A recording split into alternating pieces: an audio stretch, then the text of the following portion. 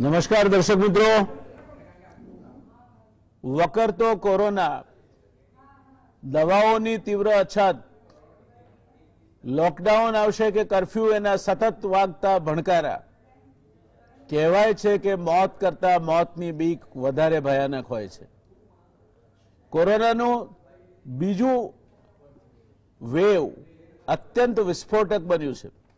હજુ 2 મહિના પહેલા ભારતમાં કેસ ઘટતા જતા હતા. રાત્રિ કર્ફ્યુનો સમય પણ ઘટતો જતો હતો.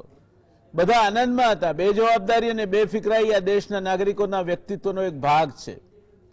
ધમધમાટ ચૂંટણી સભાઓ થતી હતી. ગુજરાતીમાં પંક્તિઓ છે: તાબૂત ગયેલા તરકડા, રણ ઘેલી તલવાર, હોળી ગયેલા છોકરા ને વિવાહ ઘેલી નાર. આમાં સંશોધન કરી અને ઇલેક્શન ગયેલા નેતાઓ અને જનતા હાર્યો હાર એટલું મૂકી દઈએ તો કાંઈ વાંધો આવે તેમ નથી. સોશિયલ ડિસ્ટન્સિંગ લીરે લીરા ઉડતા હતા. ચૂંટણી પ્રચારમાં મગન થઈને ડોલતા નેતાઓ પોતે જ માસ્ક નહોતા બાંધતા, ત્યાં બીજાને શું કહે? સેનિટેશનનો અર્થ તો રામ જાણે. ચૂંટણી પરિણામો આવ્યા એટલે વળી વિજય સરઘસોનો ધમધમાટ. એ પૂરો થયો એટલે પદનામિત નેતાઓને સત્કારવાનો અને સ્વીકારવાનો અને એમની નજદીક જવાનો દોર ચાલ્યો. શિયાળો વીતતો જતો હતો, વસંત આવવાની હતી. આવા સમયે ઋતુનો મિજાજ બેવડો હોય છે. દિવસે ગરમી પડે છે અને વહેલી સવારે ઠંડી હોય છે. વાયરસ માટે તો આ મોસાળ જમણ અને મા પીરસનાર જેવો અવસર હતો.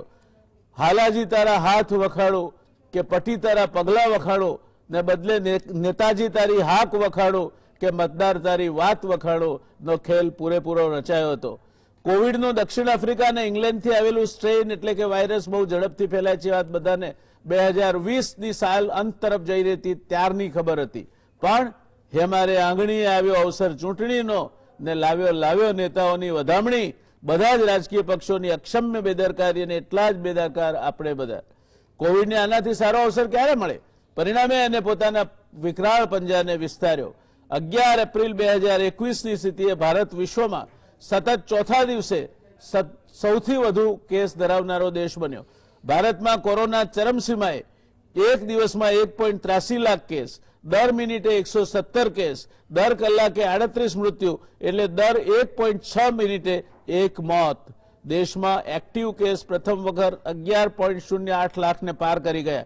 કુલ કેસ 1.33 કરોડ અને મૃત્યુ આંક 1.69 લાખ. દિલ્હીમાં રેકોર્ડ બ્રેક એક જ દિવસમાં 10,000 દૈનિક કેસ થયા. હોસ્પિટલો કોવિડના દર્દીઓથી ઉભરાવા માંડી. હજુ થોડા સમય પહેલા જ સિવિલની 1250 બેડવાળી કોવિડ હોસ્પિટલમાં ક્ષમતા ઘટાડી ત્યાં બાળકો અને મહિલાઓની હોસ્પિટલ શરૂ કરવામાં આવી હતી. રાતોરાત આ બધું ખસેડી લેવું પડ્યું. હોસ્પિટલમાં એકાએક બધું જ ભરચક થઈ ગયું. મારી ઓફિસ જાહેર માર્ગ પર આવેલી છે. સરેરાશ 10 મિનિટ કરતા ઓછા સમયે ધ્રુજાવી દે તેવી ચીસો પાડતી એમ્બ્યુલન્સ અહીંયાથી પસાર થાય છે. માંડ પાટે ચડેલી અર્થવ્યવસ્થા લોકડાઉનની બીકે અત્યારે પીપળાના પાનની માફક થરથર કાપી રહી છે. એમાં અધૂરામાં પૂરું રેમડેસિવિર નામની દવા જે કોરોના વાયરસ સામે કારગત ગણાય છે તેની અછત, લાંબી લાઈનો અને રેમડેસિવિર મેળવવા છેલ્લા 4-5 દિવસોમાં લગભગ બેબાકડા બનીને દોડતા દર્દીના સગાઓ સામાન્ય બાબત બની ગઈ છે. એક અજ્ઞાત ભય અને કરોડરજ્જુને થીજાવી દે તેવી ભીતિ વાતાવરણમાં ઘૂમરાય છે. બધાના ચહેરા પર પ્રશ્નાર્થ છે: દવા જ નહીં મળે, હોસ્પિટલમાં જગ્યા જ નહીં મળે તો ક્યાં જઈશું? વાત તો એમની સાચી છે. ભારતમાં 7 કંપનીઓ મહિને 38.80 લાખ યુનિટ રેમડેસિવિર દવાનું ઉત્પાદન કરે છે. ગુજરાતની ઝાયડસ પણ આ દવાના ઉત્પાદકોમાં એક છે.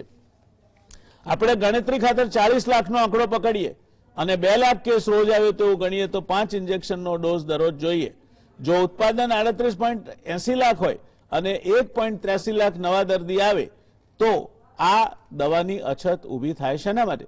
પેલા એક્ટિવ કેસ 11 લાખ ગણી લઈએ તો પણ રોજના 1.86 લાખની દ્રષ્ટિએ 13 લાખ કેસ થાય. નિષ્ણાતો એવું કહે છે કે કોરોનાને કાબૂમાં લેવા રેમડેસિવિર રામબાણ ઇલાજ નથી. 85% દર્દીઓને આ દવાની જરૂર નથી. આવું જ ડિંડક ટોસિઝુલેબ માટે ચાલે છે. Indian council of medical research જ્યારે કોઈ વિદેશી કંપની હોય તે રીતે આ દવા કોવિડમાં કારગત નથી એવું જાહેર કર્યા બાદ ડ્રગ કમિશનરના તંત્રે તો હાથ ઊંચા કરી દીધા છે. ડ્રગ કમિશનરનું તંત્ર છે કે નહીં એ પહેલું પ્રશ્નાર્થ ચિહ્ન અહીંયા વાગે છે. આમ છતાંય ટોસિઝુલેબ કેટલાક ડોક્ટરો સાયટોકેનેટિક સ્ટ્રોમ માટે ઉપયોગી દવા ગણે છે. આ દવા પ્રિસ્ક્રાઇબ થાય છે, એના સપ્લાયર પણ છે. એક ઇન્જેક્શન 50,000 રૂપિયાનો આવે એટલે 5 ઇન્જેક્શનનો કોર્સ 2.5 લાખ રૂપિયા ખાઈ જાય અને પેલા સપ્લાયરને તમારી ગરજ દેખાય તો વધારે પણ ખંખેરી લે તો નવાઈ નહીં પામવાની. સરકાર આ આખી વાત નિષ્ણાત ડોક્ટરો પર કેમ નહીં છોડતી હોય? જો Indian council of medical research જે રેગ્યુલેટરી બોડી નથી તેનો આવો અભિપ્રાય હોય તો કેન્દ્રનું આરોગ્ય મંત્રાલય પોતાનો મત કેમ જાહેર નથી કરતું? છેવટે કેન્દ્ર સરકાર સફાળી જાગી છે.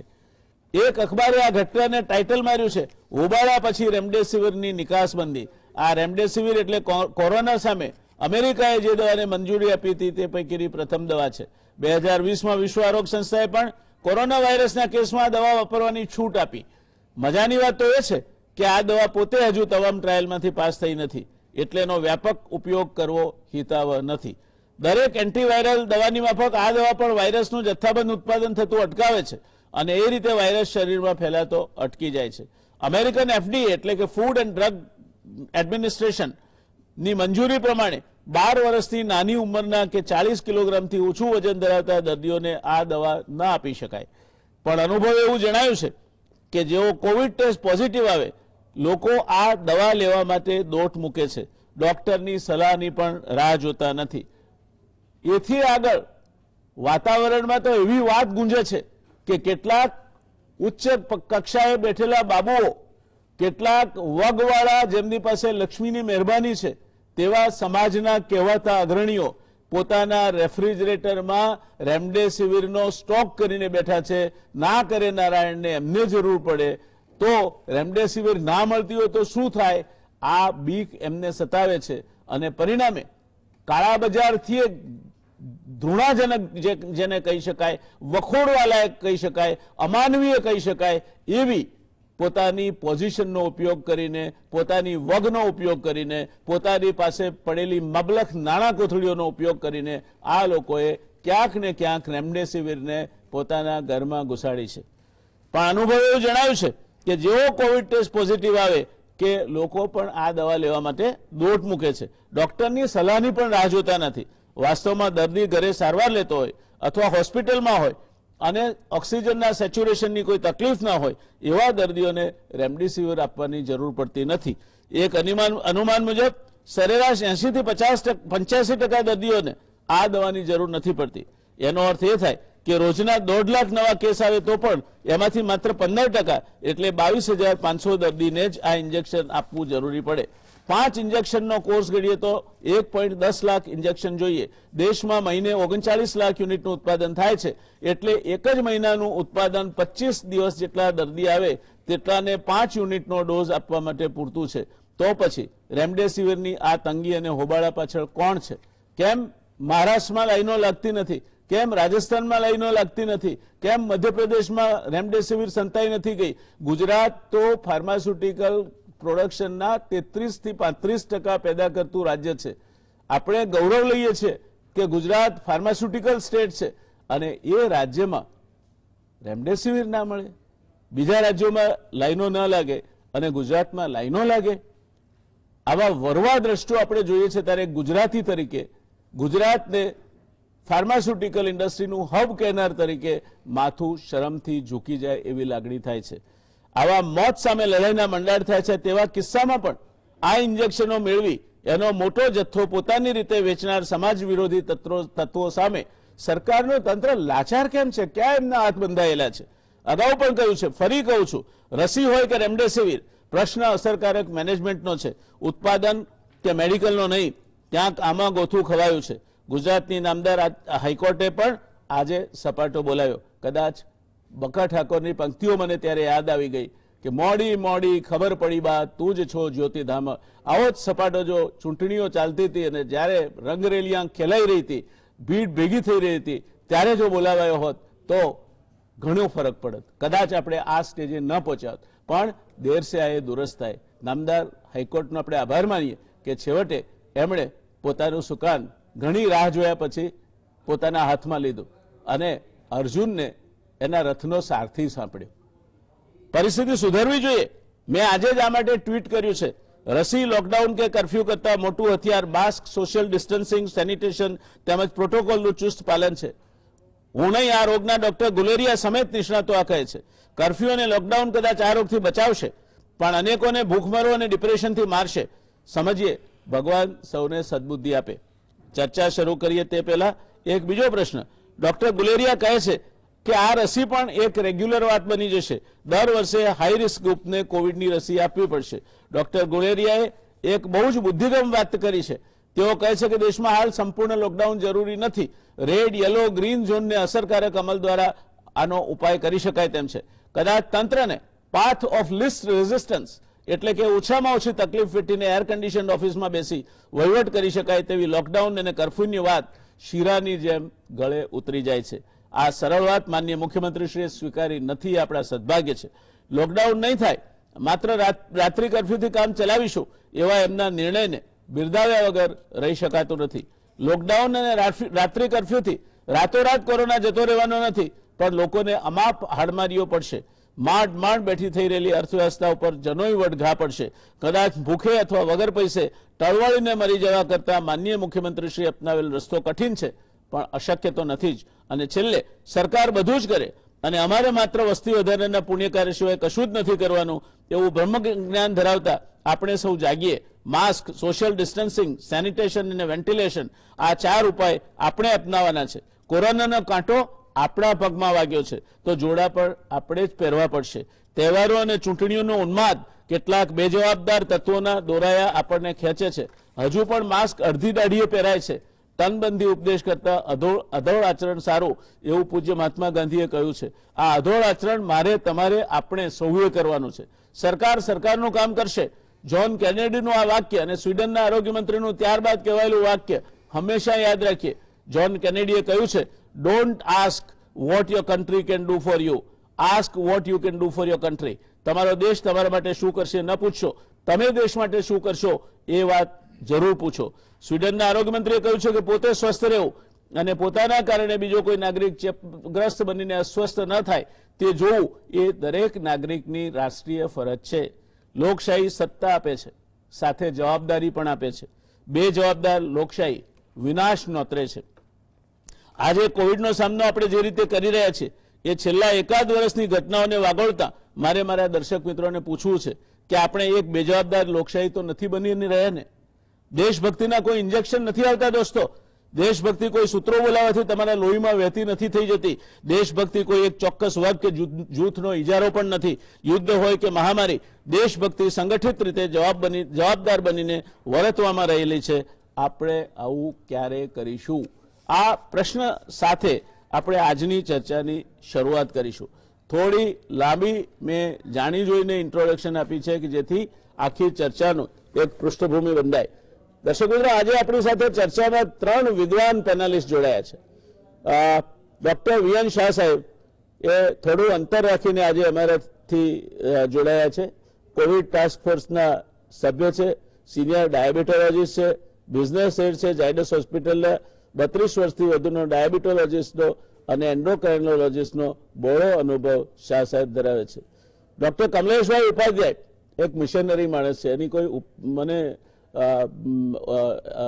એનો પરિચય આપવાનું પણ મને યોગ્ય નથી લાગતું, કારણ કે જેમ ફ્લોરેન્સ નાઇટિંગેલ યુદ્ધમાં રાત પડે ફાનસ લઈને ફરતી હતી અને જેમ ગવાયેલા કોણ છે તે શોધતી હતી, તેમ કોઈ પણ આરોગ્યની કટોકટી હોય, જરાય પોતાના જીવની પરવા કર્યા વગર, જરાય પોતાની અંગત સવલત અવલતની પરવા કર્યા વગર યુદ્ધ મોરચે ધસી જાય એવું ફાયર ફાઈટર જો આરોગ્ય વિભાગનું કોઈ હોય તો એ ડોક્ટર કમલેશ ઉપાધ્યાય છે. જશુભાઈ પટેલ, મારે એમની સાથે બહુ જૂનો પરિચય છે.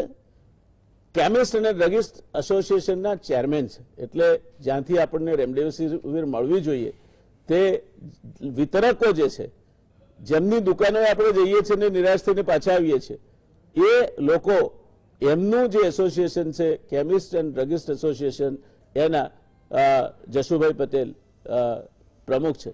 આજે આપણી સાથે રાજ્યના આદરણીય ડ્રગ કમિશનર સાહેબ જોડાવાના હતા, પણ આટલી અગત્યની બાબતમાં પણ એમને કદાચ વધારે અગત્યની બાબત આવી ગઈ હશે એટલે આપણી સાથે નથી જોડાઈ શક્યા.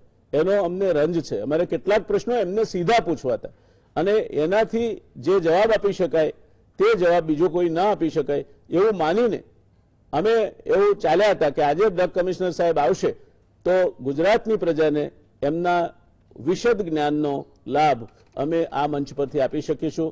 આપણી કમનસીબી છે કે સાહેબને બીજા ઉપરવાળા સાહેબો એમને જે કરવાનું છે એના કરતાં વધારે અગત્યના કામ માટે ખેંચી ગયા છે.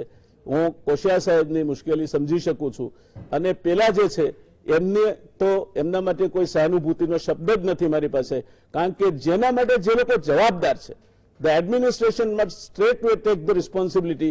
Why these things are happening? What are you doing?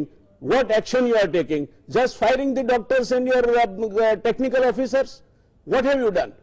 લશ્કરનો સેનાપતિ યુદ્ધ ચાલતું હોય ત્યારે કેબિનોમાં બેસીને અને પોતાના ઘરમાં બેસીને હુકમો કરે, કેટલા અંશે વ્યાજબી છે? માટે રાજ્યનું ઔષધ નિયમન તંત્ર તો એનું કામ કરશે, પણ આરોગ્ય વિભાગ, મારા સાહેબો ક્યાંક તો દેખાઓ તમે, તમારે શું કહેવું છે? તમે એ પણ કોઈને પેલા ઓફલોડ કરી દીધું છે. અમદાવાદ તો ગુપ્તા સાહેબ કંઈક જુએ છે, બીજા શહેરમાં બીજા સાહેબ જુએ છે, ત્રીજા શહેરમાં ત્રીજા સાહેબ જુએ છે. એમનું કામ કરતા હશે, પણ એમના કામની અસરકારકતા કેટલી છે એ જોવાની તો દરકાર તમે કરો.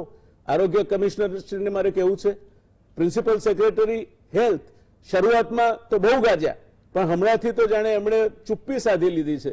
તો તમે ક્યારેક તો આવો, ક્યારેક તો સમજાવો કે કેમ સિવિલ હોસ્પિટલની કોવિડ હોસ્પિટલના દરવાજા બંધ કરી દેવા પડે છે, કેમ રેમડેસિવિર મળતી નથી, કેમ કોઈ ખાનગી હોસ્પિટલમાં પણ બેડ લેવા જાય કોઈ તો ખાલી નથી એવો જવાબ મળે છે. આ કોરોના કઈ તરફ જઈ રહ્યો છે, ખરેખર સંક્રમિતનો આંકડો શું છે, ખરેખર મૃત્યુ કેટલા થાય છે, સ્મશાનમાં કેમ લાઈનો લાગે છે? સાહેબ, અમારે આ જવાબ તમારી પાસેથી સીધો સાંભળવો છે. ગુજરાતની પ્રજા વતી હું આપને કહું છું અને ગુજરાતની પ્રજાને આપે આ જવાબ આપવો જોઈએ એવું માનું છું, માટે કહું છું. નહીં તો એક વખત જે તંત્રનો આરોગ્ય મંત્રી તરીકે હું વડો રહી ચૂક્યો છું એ તંત્રના મોટા સાહેબોને મેં સીધો પ્રશ્ન કરવાનું ટાળ્યું હોત, પણ મને લાગે છે કે હવે બધી જ સહનશક્તિની હદ આવી ગઈ છે. આજે ગુજરાતની માનનીય વડી અદાલતના મુખ્ય ન્યાયમૂર્તિ સાહેબે જે આક્રોશ વ્યક્ત કર્યો છે, મને નથી લાગતું કે આપણા માટે આ પ્રકારનો આક્રોશ ગુજરાતના વહીવટી તંત્ર માટે ક્યારેય કોઈએ વ્યક્ત કર્યો હોય. અને છતાં આપણી ઊંઘ નથી ઉડતી. ઓક્સિજનની તંગી ગુજરાત જેવા રાજ્યમાં થાય. થોડા સમય પહેલા તો આંકડાઓ આપીને તમે કહેતા હતા કે આપણા ત્યાં તો 50% જ ઓક્સિજન વપરાય છે. સાહેબો, એવી માહિતી છે કે ઓક્સિજન બાજુના રાજ્યોમાં સ્ટીલ પ્લાન્ટમાં વપરાવા માટે 2000 રૂપિયા સિલિન્ડરના ભાવે અહીંયાથી પગ કરી જાય છે. આપણે ઘોડો ભાગી ગયા પછી તબેલાને તાળું મારવા નીકળ્યા છીએ. આજે ઓક્સિજનની ચર્ચા કરીશું, પણ આ જતો રહ્યો એનું શું? આ બધા પ્રશ્નો છે. શરૂઆત જશોભાઈ આપથી કરીશું. આપ તો અમારા સપ્લાયર છો. ડ્રગિસ્ટ અને કેમિસ્ટ એસોસિએશન એટલે અમને પૂરો વિશ્વાસ હોય કે ભાઈ દવાની દુકાને જઈએ એટલે દવા મળે જ. એમ હવે એ રેમડેસિવિર જેવી દવા જે માટે લાઈનો લાગે છે બીજા રાજ્યોમાં નથી લાગતી, તો કેમ અહીંયા તમારા એસોસિએશનમાં કઈ પ્રશ્ન છે? તમારા સભ્યોને કોઈ મુશ્કેલી છે? શેના માટે રેમડેસિવિર ઉપલબ્ધ નથી કરાવાતી? જયનારાયણભાઈ, ખાસ તો સરકાર જે રીતે જે કંપનીઓ બનાવે છે એની પાસેથી ડાયરેક્ટ 70%થી વધુ જે મેન્યુફેક્ચરિંગ થઈને આવે છે એની 70%થી વધુ સ્ટોક પોતે પરચેસ કરી લે છે અને જુદી જુદી સરકારી હોસ્પિટલોમાં અવેલેબલ કરાવે છે. પ્રોબ્લેમ કંપનીમાંથી જે 30% રહ્યો છે, આમ મોટો પ્રોબ્લેમ થયો છે કે મહારાષ્ટ્રની અંદર મોટાભાગની કંપનીઓના ડેપો છે જે આખા ઇન્ડિયા લેવલે સપ્લાય થતા હોય છે. મહારાષ્ટ્ર ગવર્મેન્ટે મોટાભાગનો જથ્થો ત્યાં લઈ લીધેલો છે અને અહીંયા જે આવે છે એમાંથી પણ સરકાર મોટાભાગનો જથ્થો લઈ અને બાકી ડિસ્ટ્રીબ્યુશન માટે જ્યારે આપે છે ત્યારે ડિસ્ટ્રીબ્યુશનના જે સીએન ડેપો છે એ અમુક જ સ્ટોકિસ્ટોને માલ આપે છે.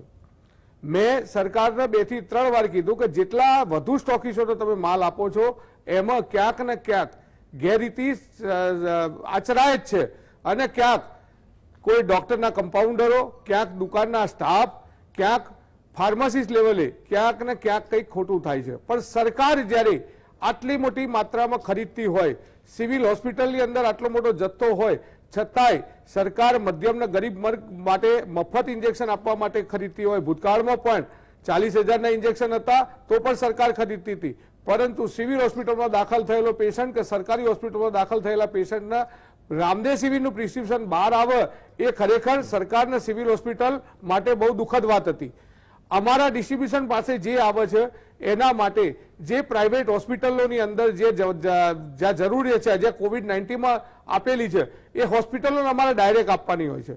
અને એ જે જથ્થો આવે છે એમાંથી પણ અમારા કેટલાક અધિકારીઓ ફરજિયાત પાડે છે કે આ હોસ્પિટલમાં આપો, આ પેશન્ટોને આપો, અને ક્યાંક ને ક્યાંક અધિકારી લેવલે ઇન્જેક્શનો લઈ જવાતા હોય છે. હવે આવી સંજોગોની અંદર ક્યાંક અમારા માટે હિસાબ રાખવો પણ અઘરો પડતો હોય છે, કારણ કે કસ્ટમર જ્યારે અમારી પાસે આવે છે ત્યારે એનું આધાર કાર્ડ, RT-PCR નો રિપોર્ટ અને પ્રિસ્ક્રિપ્શન, આ ત્રણેય વસ્તુ હોય તો જ અમે આપીએ છીએ. અને ક્યાંક નથી હોતું, વોટ્સએપ ઉપર હોય છે, અમે એની ઉપર પ્રિસ્ક્રિપ્શન ઉપર સિક્કો મારીને આપીએ છીએ, જેથી કરી અને એની ક્યાંય બીજી જગ્યાએ ના લેવાય. પરંતુ આજે ઝાયડસ કંપનીને પણ અમારે કહેવું પડ્યું હતું કે જ્યારે એના જે કે ભાઈ તમે ત્યાં આગળ હોસ્પિટલથી જ્યારે આટલી મોટી લાંબી લાઈન લગાડીને આપો છો, મને તમે આપો. આખા ગુજરાતમાં મારી પાસે એવી ટીમ છે, તમે ધારો કે 899 આપતા હોય તો અમે 800 રૂપિયામાં, અમારે નફો નથી જોઈતો, અમારી ટીમ 800 રૂપિયામાં સમગ્ર ગુજરાતની અંદર ઝાયડસના ઇન્જેક્શનો વેચવા અમે તૈયાર. કારણ કે ઝાયડસ કંપનીએ જ્યારે આટલા મોંઘા ઇન્જેક્શનો જે 4 કે 5 હજારમાં વેચાતા હતા, જ્યારે 899માં અવેલેબલ કરાયા, ખરેખર અભિનંદનના પાત્ર છે. પરંતુ ક્યાંક ડિસ્ટ્રીબ્યુશનનો સરકાર લેવલે બી ક્યાંક પ્રોબ્લેમ છે, અને ક્યાંક જે રીતે હોસ્પિટલમાં એક જગ્યાએથી અપાતો હતો અને 2 કિલોમીટરની લાઈન હતી, મારી 2 થી 3 વાર આખા ડિવિઝન એમના જે ઓફિસરો હતા બધા સાથે હું વારે વારે વાત કરતો, પણ ક્યાંક લોચો એ થતો હતો કે ક્યાંક એક ડિસ્ટ્રીબ્યુટરને 500 વાયલ આપવામાં આવે, બીજાને 100 વાયલ આપવામાં આવે, સીધા 96 આપવામાં આવે, અને એકબીજા ડિસ્ટ્રીબ્યુટરો અંદર ઝઘડે કે ભાઈ પેલા પાસે વધારે, પેલા પાસે. અને ખૂબ લાઈનો અમારા ત્યાં પણ લાગતી હતી, અમારા ત્યાં પણ ઝઘડા થતા હતા. પણ અમે પ્રયત્ન કરતા હતા કે ભાઈ એક વ્યક્તિ આવે એને 3 ઇન્જેક્શન આપીએ એટલે એના 2 દિવસ ઓછા થાય, બીજો ડોઝ આવશે અમારી પાસે. પણ ક્યાંક ને ક્યાંક ડિસ્ટ્રીબ્યુશનમાં ત્યાંથી અમે ત્યાં લેવા જઈએ, અમને જ્યારે ફોન આવે અમે લેવા જઈએ, ડ્રાફ્ટ એડવાન્સ પૈસા આપી દઈએ, 4 વાગ્યાનો માણસ ગયો હોય, 9 વાગે ડિલિવરી થતી હતી. આ બધી જ વસ્તુઓ ટોપ લેવલના મેનેજમેન્ટને ખબર નથી હોતી.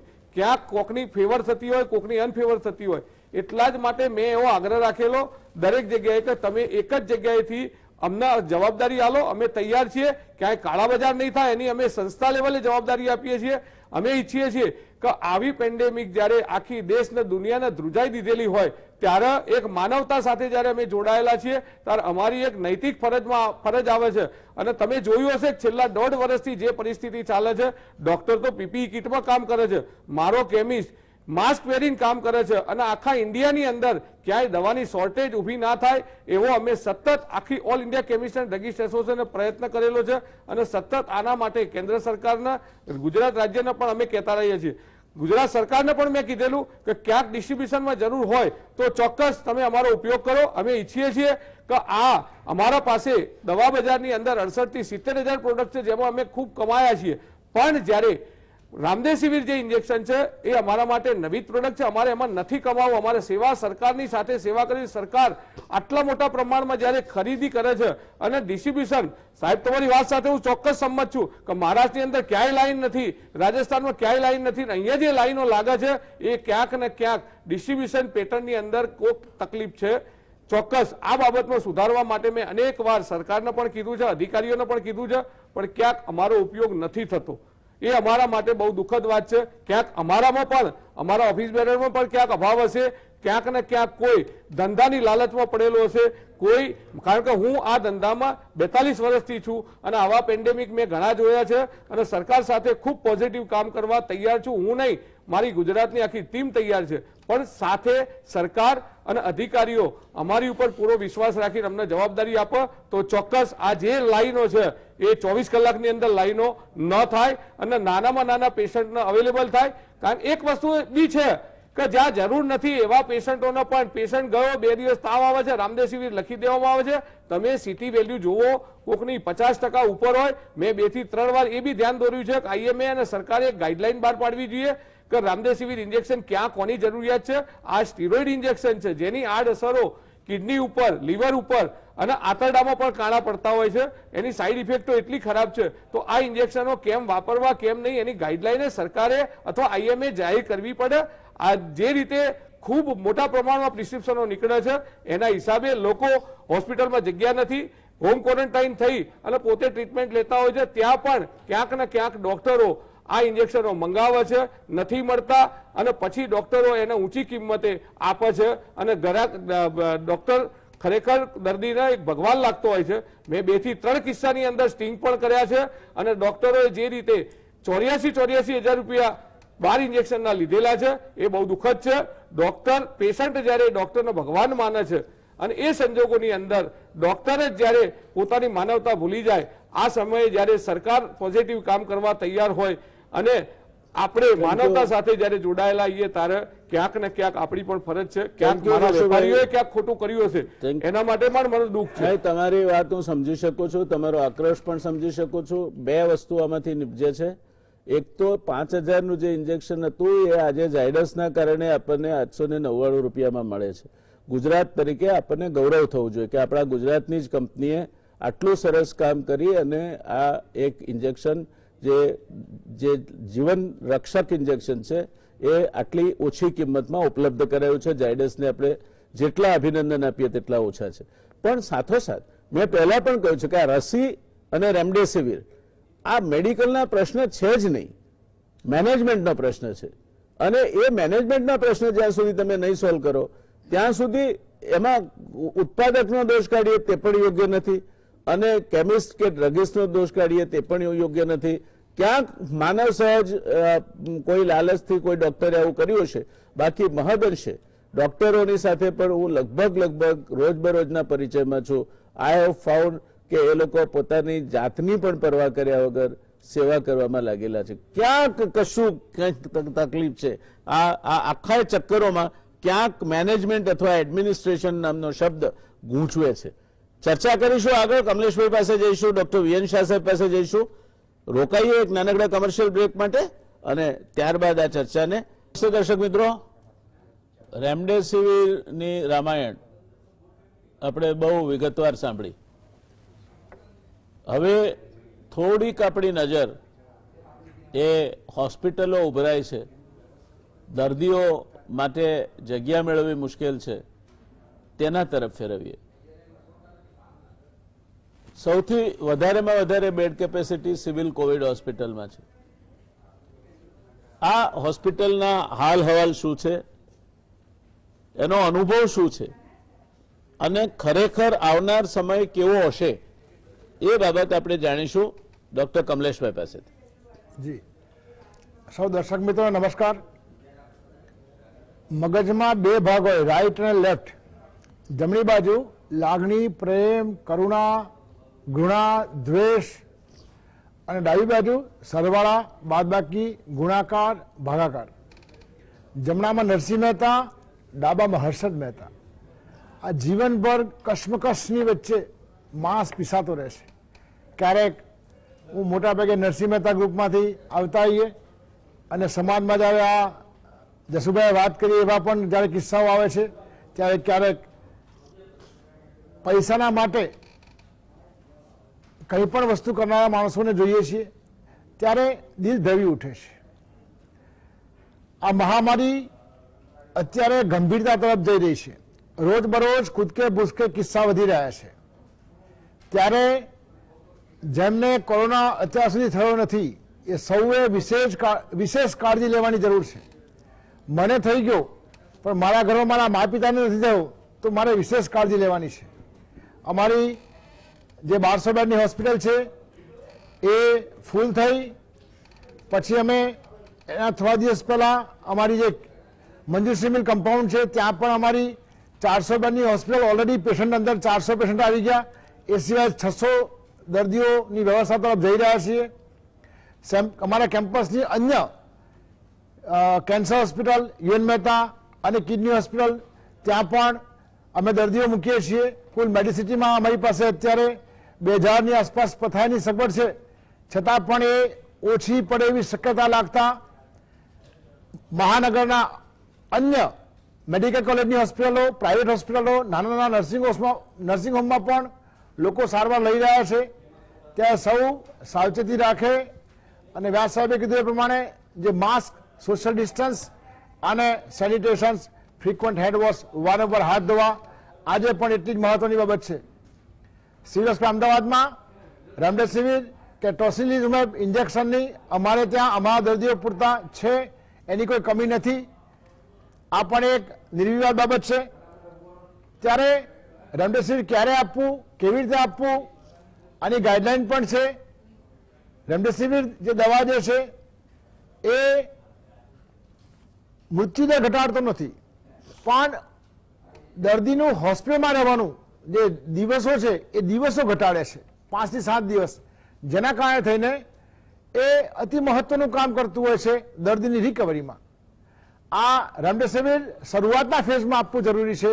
જેને માત્ર ગળું પકડાયું હોય, લગભગ 100 માંથી 80 દર્દીઓને માત્ર ગળું પકડાયું હોય એવા સ્ટેજમાં જ્યારે હોય ત્યારે રેમડેસિવિરની જરૂર નથી. રેમડેસિવિર જેને દાખલ થવાની જરૂર પડે, બંને ફેફસામાં ન્યુમોનિયા હોય, 12 વર્ષ કરતાં મોટી ઉંમર હોય કે 40 વર્ષ કરતાં વધારે, 40 કિલોગ્રામ કરતાં વધારે વજન હોય અને કિડનીના રિપોર્ટ નોર્મલ હોય, એવા લોકોને રેમડેસિવિર આપતા હોઈએ છીએ. બધાએ કોરોના નિદાન થયું એટલે ભાગમભાગી કરવી, ઇન્જેક્શનો માટે દોડધામ કરવી, આ બધું ન કરવું જોઈએ. કોઈ જો આ ડોક્ટરની સલાહ પ્રમાણે જ રેમડેસિવિર લેવું જોઈએ, એ પણ એટલી મહત્વની વાત છે. રેમડેસિવિરની જે દવા જે છે એ શરૂઆતના દિવસોમાં, શરૂઆતના 10 દિવસોમાં જ્યારે આપીએ છીએ ત્યારે એની અસરકારકતા વધારે જોવા મળે છે. એક વખત વેન્ટિલેટર પર દર્દી હોય કે જે ECMO નામની થેરાપી હોય છે ત્યારે જનરલી અમે એને 5 દિવસનો કોર્સ આપતા હોઈએ છીએ, પણ કેટલાક કિસ્સામાં ડોક્ટરો એને 10 દિવસ સુધી પણ આપતા હોય છે. આ બેઝિકલી એન્ટીવાયરલ દવા છે, એટલે શરૂઆતના ફેઝમાં જ્યારે વાયરેમિયા વધારે હોય એ સ્ટેજમાં આ દવા વાપરવામાં આવે તો એની અસરકારકતા વધારે જોવા મળે છે. એની આડઅસરમાં એક ધબકારા ઘટી જતા હોય છે. ઘણી વખત સાહેબ 55ની આસપાસ પણ થઈ જાય તો ગભરાવો નહીં, એની જાતે લગભગ રિકવર થાય છે. એ ધબકારા ઘટી જાય એના માટે બીજા કોઈ ઇન્જેક્શનની લગભગ જરૂર પડતી નથી, પણ ચોક્કસ ધ્યાન રાખવું જોઈએ. એમાં જે બ્રેડિકાર્ડિયા એ ધબકારા જે ઘટી જાય છે એના પર ધ્યાન રાખવું જોઈએ. કુલ મળીને આ કોરોનામાં 4 વસ્તુ મહત્વની છે. સૌથી પહેલા ઊંધા સૂવું, પ્રોન પોઝિશન. બીજું ઓક્સિજન. ત્રીજું આ સ્ટીરોઇડના જે ઇન્જેક્શન હોય છે એ અથવા સ્ટીરોઇડની ગોળીઓ, હિપેરિનના ઇન્જેક્શન અને છેલ્લે રેમડેસિવિર. રેમડેસિવિર આ જે દવાઓમાં પણ આગળ મેં કીધા એ પ્રમાણે અલગ અલગ વસ્તુ છે. રેમડેસિવિર આ ક્રમમાં છેલ્લે આવે છે, આપવામાં પહેલી આવે છે, પણ જે એની અસરકારકતા છે એમાં ઓક્સિજન કે ઊંધા સુડાવવું એ જે બધી વસ્તુઓ છે એ વધારે કામ કરે છે. પુનઃ એક વાત કરવી છે કે અત્યારે રેમડેસિવિરના કારણે થઈને ડોક્ટર નક્કી કરવા દો. ઘણી વખત ડોક્ટરો પણ બીજા બધાને આપે છે, એના કારણે વાલીઓ દર્દીના સગાજનો દબાણ ઊભું કરે કે સાહેબ આ ઇન્જેક્શન આપો ને, કેમ નથી આપતા. આવી પણ બધી વાત થતી હોય છે. ત્યારે ડોક્ટરને નક્કી કરવા દો, એના સ્ટેજ પ્રમાણે ડોક્ટરો ઇન્જેક્શન ચોક્કસ આપશે. જી, ધન્યવાદ. શાહ સાહેબ, હવે આપની પાસે આવું છે. એમ આઈ ક્લિયર ટુ યુ? જો મને આપ મારો અવાજ બરાબર સાંભળતા હો તો હાથ જરા ઉપર કરશો તો મને ખ્યાલ આવશે. Okay, I will come to you. થોડી વાર પછી આવીશ પાછો.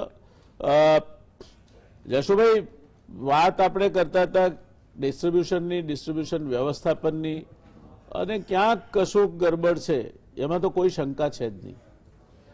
હા, તો શાહ સાહેબ, હું એવું પૂછતો હતો, કમલેશભાઈએ એવું કહ્યું કે રેમડેસિવિર છેલ્લે આવે.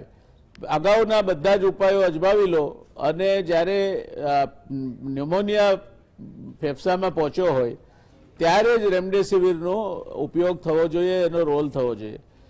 તો આ બાબતો ડોક્ટરોને ખ્યાલ નથી, અથવા તો ડોક્ટરો પણ ક્યારેક પેશન્ટને રાજી કરવા રેમડેસિવિર વાપરે છે. કારણ કે જો આ સ્ટેજે એટલે 15% દર્દીઓને જો રેમડેસિવિરની જરૂર પડે તો અછત નહીં થવી જોઈએ. અને મારે તો ઝાયડસને પણ અભિનંદન આપવા છે કે આપે આટલી કિફાયતી કિંમતે રેમડેસિવિર ઉપલબ્ધ કરાવી છે. પણ આમ છતાં આ તકલીફ શું છે? રેમડેસિવિર ક્યાં ભૂગર્ભમાં જતી રહી છે? હું ત્યાંથી સ્પષ્ટતા કહી લઉં.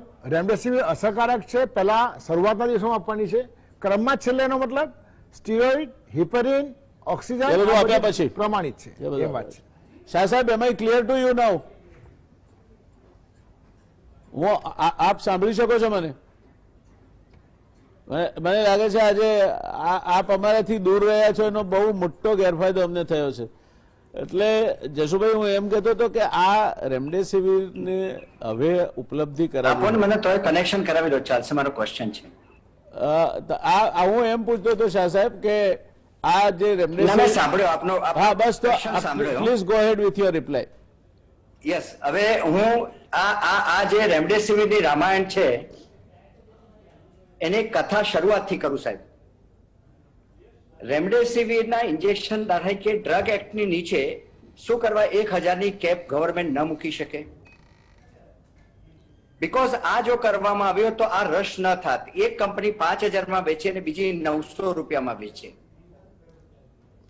ડિઝાસ્ટર એક્ટની રીતે જો હોસ્પિટલની બેડ આપણે કલેક્ટ કરી શકતા હોય, લોકોના વ્હીકલ કલેક્ટ કરી શકતા હોય, હોસ્ટેલ કલેક્ટ કરી શકતા હોય, તો વાય નોટ ધ મેડિકેશન? હવે જો આ દવાઓ આપણે સર્વસામાન્ય કલેક્ટ કરી હોત, અને અગેન આપણે જે પેલી લોજિસ્ટિકની સાહેબ વાત કરી હતી, જો આ લોજિસ્ટિકની રીતે આપણે સપ્લાય ચેઇન વ્યવસ્થિત કરી હોત તો આ પ્રશ્ન ના આવત. ક્વેશ્ચન સપ્લાય અને ડિમાન્ડનો છે. સપ્લાય બરોબર છે, પણ ડિમાન્ડ વધારે પડતી ખોટી વધી ગઈ. એટલે ઇન્ડિકેશન હતું ત્યાં પણ અને ઇન્ડિકેશન નહોતું ત્યાં પણ. આપણે જે શરૂઆતમાં વાત કરી કે સંગ્રહ શરૂ થયો, કોઈને ખાલી આરટીપીસીઆર પોઝિટિવ આવ્યો, રિપોર્ટ હાથમાં નથી આવ્યો, એને દોડીને રેમડેસિવિર ઇન્જેક્શન ઘરમાં ભેગા કરી લીધા. ઘણા બધા ડોક્ટર મિત્રો, ઘણા બધા વેલ ટુ ડુ લોકોએ પોતાના ઘરમાં 6 યુનિટ રેમડેસિવિર લઈ લીધા. ઇવન ઝાયડસ એકલી 30,000 પર ડે વાયલ બનાવે છે સાહેબ. સપ્લાય ઇનફ હતો અને મિસઅન્ડરસ્ટેન્ડિંગ અને મિસકોન્સેપ્ચ્યુલાઇઝ, અને એના કારણે આ મેજર પ્રશ્ન આવીને ઉભો રહ્યો. આ રેમડેસિવિરની રામાયણ હતી. એવી જ રીતે આ ખાટલાઓની જે પરિવારમાં શરૂઆતમાં આપણે જયારે જયનારાયણભાઈ વાત કરી, તો આપ જોઈ લો કે ખાટલાઓની જરૂરિયાત એ વખત બી નહોતી ને આજે પણ નથી.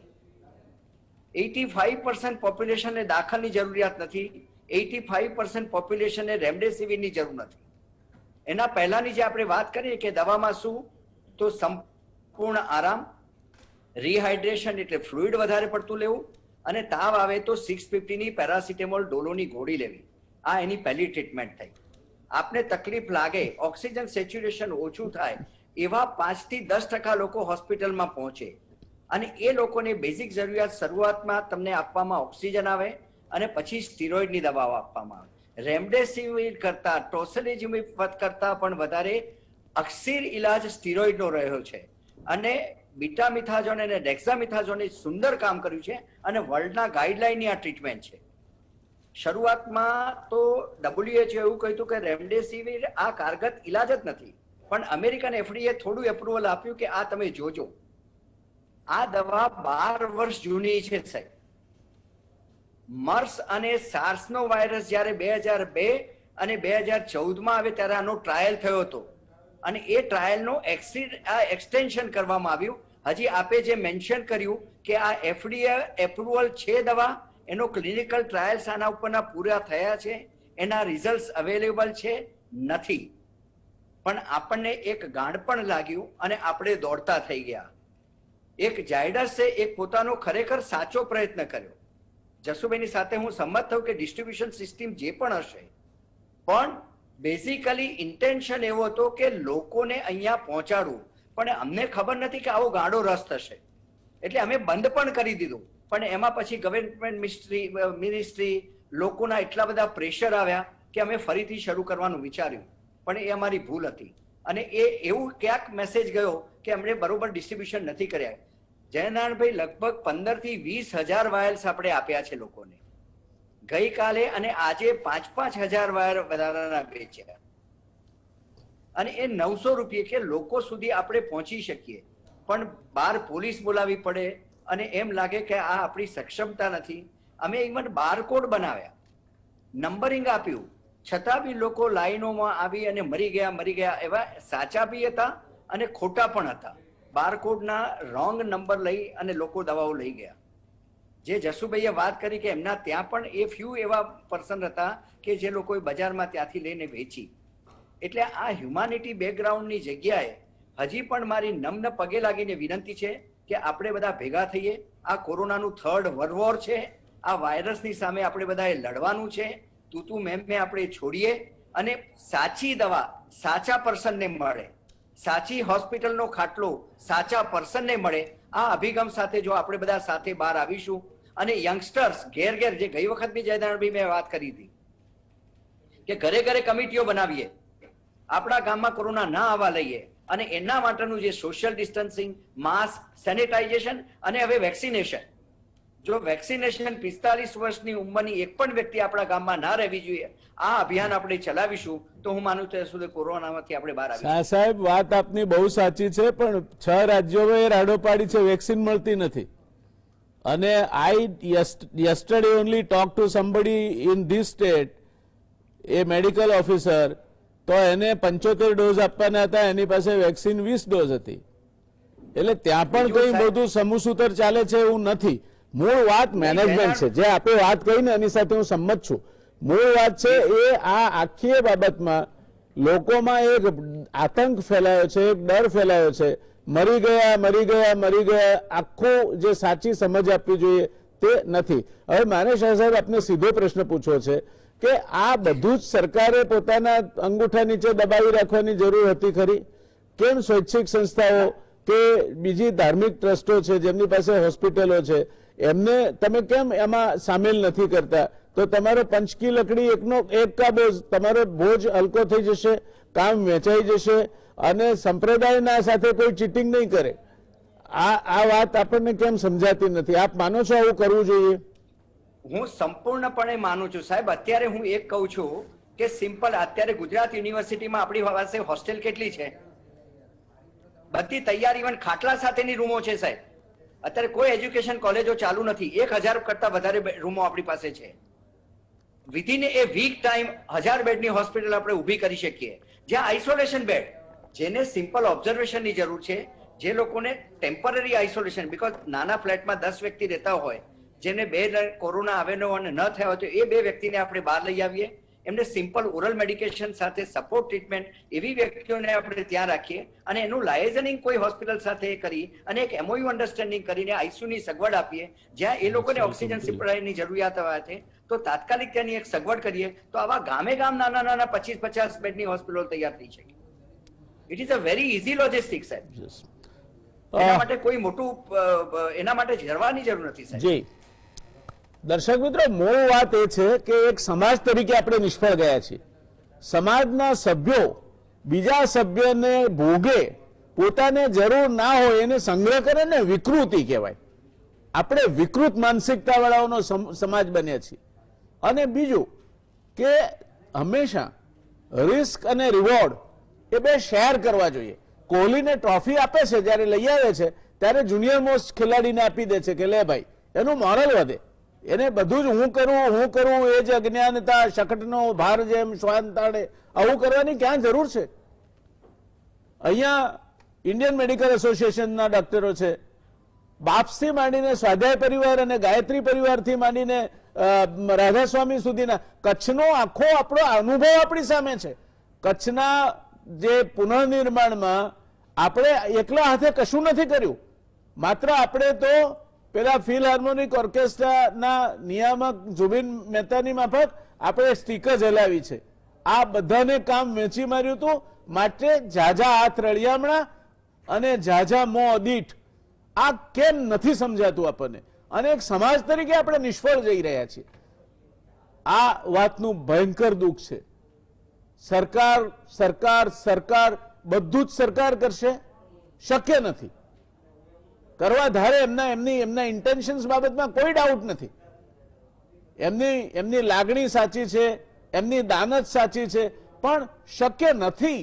સમાજમાં એટલી બધી સંસ્થાઓ છે કે એમને કામ વેચી મારો તો તમારું કામ વેચાઈ જશે ને આ ભય દૂર થઈ જશે. કમલેશભાઈ, શું કહેવું છે આપને? જી, આપ તો સ્વાઇન ફ્લૂ વખતના એક્સપેરિમેન્ટના સાક્ષી છો. બિલકુલ. સમાજની સહભાગિતા બહુ મહત્વની બાબત છે.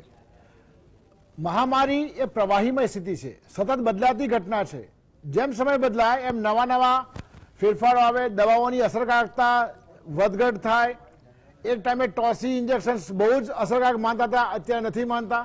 બહુ જ્યુડિશિયસ ડિસિઝનો કરવો પડે, નહીં તો આ દસરો જોવા મળે. ત્યાંથી માંડીને આજે સમાજની સહભાગિતાની વાત જે શરૂઆતના સ્ટેજમાં કરી, હું ગોધરા હોય કે ભરૂચ હોય, સમાજના માણસોએ પોતાના કમ્યુનિટી કેર સેન્ટર ખોલ્યા અને ત્યાં સરકારે ઓક્સિજનની વ્યવસ્થા કરી, ત્યાં સારવાર આપી અને લોકોને બચાવ્યા છે. ત્યારે રસીકરણનો જ્યારે કાર્યક્રમ આવે છે ત્યારે સમાજની સહભાગિતા પણ એટલી જ મહત્વની બાબત છે. અને જે વસ્તુ નોંધણીની વાત હોય કે જ્યાં ઇન્જેક્શન હું પોતે મારા સમાજના માણસોને આપું, મારા ધર્મમાં હું માનું છું ત્યાંના માણસોને, સંપ્રદાયમાં માનું છું એના માણસોને, દરેક પાસે ડોક્ટરો છે, તો એની સહાય લઈ અને વહેંચાઈ જાય. અને જે આપણે ત્યાં રાષ્ટ્રીય પર્વ રસીકરણનો ત્યાં ચાલુ કર્યો છે, એમાં વિશેષતા એ લોકોને આગળ આવી અને વધુને વધુ લોકો સુધી વેક્સિન માટે પહોંચીએ એ કરવું જ જોઈએ છે. કમલેશભાઈની વાત સાથે સંમત થાઉં છું, પણ છેતરામણા આંકડા આપી અને 12% રસીકરણ થયું છે એ સાથે સંમત નથી થઈ શકાય એમ. રસીના બે ડોઝ અપાય ત્યારે જ રસીકરણ થયું કહેવાય. અને આપણે વિશ્વમાં સૌથી વધારે રસીકરણ કરી નાખ્યું, પણ વિશ્વની બીજા નંબરની વસ્તી ધરાવતો આ દેશ ચીનને ઓવરટેક કરીને 2025માં વિશ્વનો પહેલા નંબરની વસ્તી ધરાવતો દેશ થશે. આંકડા ના ગણાય, ટકાવારી ગણાય. આપણે 0.7% લોકોને 2 ડોઝ આપ્યા છે. આ વાત આપણને સમજાવવી જોઈએ. રસીકરણમાં પણ આપણે આમ કોલર ઊંચા કરીને ચાલી શકીએ એવી કોઈ સિદ્ધિ આપણે મેળવી નથી. જેમણે કામ કર્યું છે સારું કર્યું છે, નો ડાઉટ ઓફ ઇટ, પણ ઘણું બધું કરી શકાયું હોત, ઘણું બધું કરી શકાય એમ છે. રસીની 6 રાજ્યોએ તંગીની ફરિયાદ કરી છે અને ક્યાંક ક્યાંક હવે પહેલા 4 અઠવાડિયા પછી બીજો ડોઝ લેવાનો હતો, હવે 6 અઠવાડિયા પછી લેવાનો છે. 8 અઠવાડિયાનો થાય તો મને નવાઈ નહીં લાગે, કારણ કે રસીકરણ એટલું સરળ નથી. અને આવતીકાલનો આ વિષય છે દર્શક મિત્રો, રસીકરણની આ રેસમાં જો બાઇડન આવ્યા અમેરિકામાં ને એણે કહ્યું કે 1 મે પહેલા 1 મે સુધીમાં રસીકરણ બધાનું કરી દઈશું. અને આજે મેં અમેરિકા કોઈ સાથે વાત કરી છે, એ લોકો એપ્રિલના 25 તારીખ સુધીમાં આ ટાર્ગેટ અચીવ કરશે. આ કમિટમેન્ટ છે અને આ વ્યવસ્થાપન છે. મેનેજમેન્ટ એ મુખ્ય વસ્તુ છે. મેનેજ શબ્દને તમે જુઓ, વચ્ચેથી તોડો. મેન એટલે માણસ, એજ એટલે ઉંમર. પોતાની અક્કલ, આવડત, બુદ્ધિમત્તા અને ભણતરથી જે માણસ એક પાકડતાને પામ્યો છે એ જ મેનેજ કરી શકે. મેનેજ કરવું એ સરળ નથી. This is a management failure, this is A social failure. સમાજ આટલી જઘન્યતા, આટલી નીચ મનોવૃત્તિ રાખે, જે સમાજમાં રસોઈ બને તો પહેલો ભાગ અતિથિનો હોય, બીજો ભાગ બારણે આવેલા અભ્યાગતનો હોય, ત્રીજો ભાગ ગાય કૂતરાનો હોય અને ચોથા ભાગની રસોઈ જમવા વાળો આ સમાજ એ જ્યારે રસી લઈને પોતાની પાસે પૈસા છે, પોતે સરકારી અધિકારી છે, પોતે ઉચ્ચ અધિકારી છે, એટલે એક બોક્સ પોતાના ઘરમાં મુકાવી દે. આ લોકોને શું કહેવું એ મને સમજાતું નથી. એમનામાં માનવ નહીં દાનવનો પ્રવેશ થયો છે એમ કહીએ તો ચાલે. શક્ય છે આ પ્રશ્નોનો હજુ પણ ઉકેલ છે જો ચેતી જઈએ તો. શાહ સાહેબે બહુ જ સારી અને સાચી દિશામાં વાત કરી, કમલેશભાઈએ પણ સાચી અને સારી દિશામાં વાત કરી. જશુભાઈ, આપ શું માનો છો? આપને આ જે રેમડેસિવિરની અછત છે એ હવે આ નિકાસ બંધ થઈ છે એટલે એની ઉપલબ્ધિ વધશે, અને ઉપલબ્ધિ વધશે તો કેટલાક સમયમાં તમને લાગે છે કે રેમડેસિવિરની અછત છે જે લોકોને દોડાદોડી કરવી પડે છે એ અદ્રશ્ય થાય એવા કોઈ તમને અંદેશા દેખાય છે? મેં 1 વીક પહેલા પણ કહ્યું હતું કે જ્યારે આ જ રસી 3 થી 4 કંપનીઓ જ્યારે એક્સપોર્ટના લાયસન્સ છે એમની પાસે, ત્યારે ડોમેસ્ટિકમાં કેમ ના વેચાય? જ્યારે ઇન્ડિયાની અંદર જરૂર છે અને એના માટે 2 થી 3 વખત મેં આ રજૂઆત કરી કે ઇન્ડિયાની અંદર જ્યારે જરૂરિયાત છે અને બહાર જાય છે તેને અહીંયા પરમિશન આપવી જોઈએ. ચોક્કસ ગઈકાલે કેન્દ્ર સરકારે નિર્ણય લીધો કે ભાઈ નિકાસ નહીં થાય, પણ નિકાસ નહીં થાય તો જે માલ પડ્યો છે એ ખરેખર ડોમેસ્ટિકમાં આપવો જોઈએ. જો એક નિર્ણય 24 કલાકમાં લેવામાં આવે તો હું ચોક્કસ કહું છું કે 30 કલાકની અંદર આ જે કંઈ દોડાદોડી છે એ કદાચ નહીવત થઈ જશે અને જે લોકોએ સંગ્રહ કર્યો છે એમની પાસે માલ એક્સપાયર થશે. તો આ જે ઇન્ટરનેશનલ જે એક્સપોર્ટ કરવાની વાત છે એને જ્યારે કેન્દ્ર સરકારે રોક કરેલી છે તો એ માલ જે પડ્યો છે બધાની પાસે તૈયાર થયેલો એને ખરેખર ડોમેસ્ટિકમાં વેચવાની છૂટ આપી છે. સદનસીબે આની એક્સપાયરી ડેટ 3 મહિના જ હોય છે ને? ના, આ વખત આમાં નવામાં કઈ લાંબી છે. કેટલી છે? લગભગ 12 મહિના. 12 મહિનાની. તો પણ શું થયું? આપણી જો હવે નિકાસ ના કરવાના હોઈએ અને અહીં વેચવાની હોય તો મને લાગે છે કે અનધર વીક્સ ટાઈમ આ જો સાચી રીતે વહીવટ કરવામાં આવે તો આનું જે અછત છે ઓફ લેવલ વાત કરું, હું તો ઘણા બધા દર્દીઓને રડતા જોઉં છું.